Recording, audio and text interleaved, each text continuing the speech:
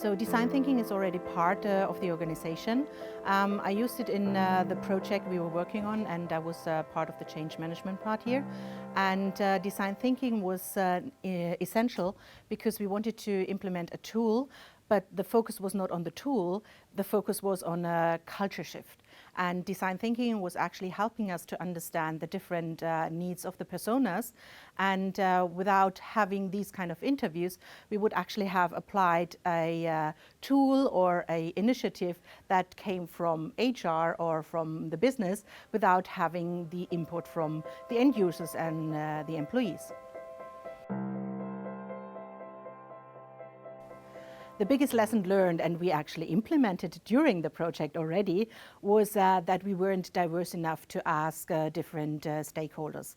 And we were focusing on not enough cultures and not enough diversity. So the moment we realized, we opened it up. So we interviewed more people, we interviewed a more diverse set of people, and opened it up to different cultures, and that was key. Talk to them,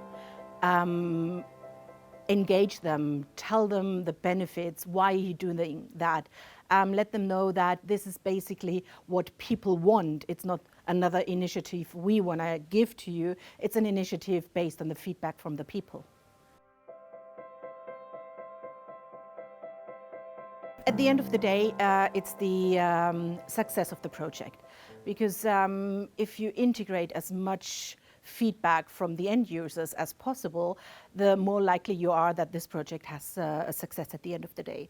And that is, for me, the biggest ROI, because a lot of projects have just been implemented because of the sake of it and not because of the feedback. And they have been, so you spend a lot of money on these kind of projects until the end, and you decide, oh my God, maybe that wasn't the right approach, but we have spent so much money, we can't change it anymore. And with design thinking, you can actually iterate in between, get feedback, get ideas.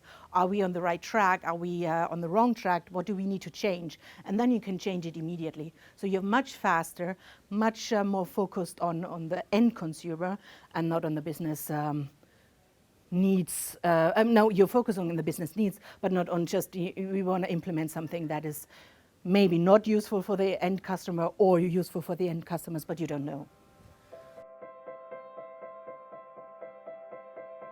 The next steps of the journey is to roll it out globally to all the employees and to learn from it, to learn actually from the prototyping right now and from the test users. And whatever we get from the feedback here, we can actually make some little changes to the end users then at the end of the day to roll it out globally. So we learn, and it's a constant learning, and what works is good, and if it doesn't work, then we need to change it.